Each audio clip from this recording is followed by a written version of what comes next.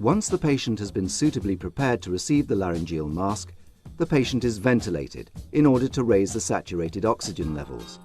Once the soft seal laryngeal mask has been prepared, it is best held at the proximal end, just below the 15mm connector. The slightly larger diameter tube allows greater control when introducing the cuff portion into the patient's mouth. Under direct vision, hold the tube between fingers and thumb and insert the mask into the mouth whilst pushing the lower jaw downwards. Advance the mask into the oropharynx with a slight twisting motion to negotiate the tongue and tonsils.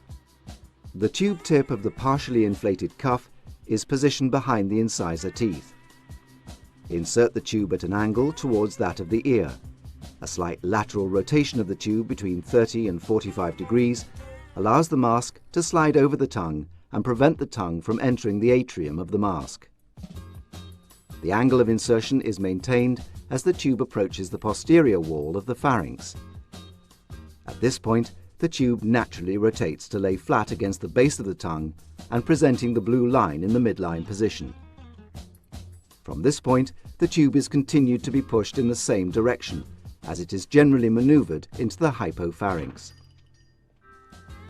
Resistance will be felt as the tip of the mask rests on the upper margins of the esophagus.